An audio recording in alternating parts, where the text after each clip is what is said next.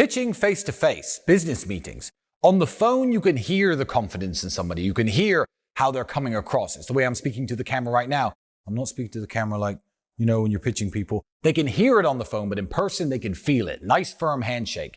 Sitting like this, trying to explain your ideas. Being animated with your hands when you're pitching your ideas. Being excited in your voice when you're pitching your ideas. If I were to sit here and say like, when you're pitching people in person, what you need to do is be excitable and, make sure that you're coming across right. It's not the same. It's not the same. You have to have the energy. You have to have the fire. You certainly don't have to seem like it's the most important thing in the world, like you care more than anything else in the world, but you need to seem like you care more than them. That's the key. If this business has a problem and I can fix it, I care about this man's business visibly more than he does during that meeting. That's the only thing that's going to get a man excited. There are very few types of sales where a salesman can sit back and be like, well, here's the price, here's the best I could do, do you want it or not? And I've been sold those things in some ways. I went into the Rolls-Royce showroom in London, and the guy's name, I believe, was Warren or Stephen. It may have been Stephen, actually, the guy who sold me the Rolls-Royce.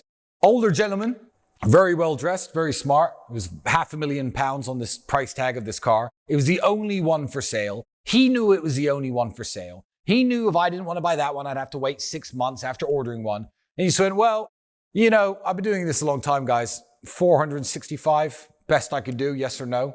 And I was like, cool, yes. Because he's in a very unique position as a salesman. He hasn't come to me and said, hey, Tristan, do you want to get around in luxury? Here's a brand new product called a Rolls-Royce Wraith.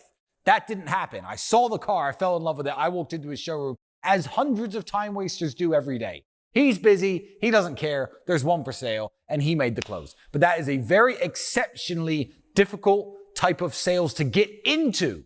How many Toyotas has Steven sold in his lifetime? How many Lancias? How many Austins? I'm talking about old car brands that were around in his time. He's a much older man. How many Mini Coopers did this guy sell to get to the elite pinnacle of sales when he is in the London Rolls-Royce showroom selling their premium vehicles? Probably a lifetime of work. So he deserves to be there. But he's done plenty of hard closes on Land Rovers and Jeeps, believe me.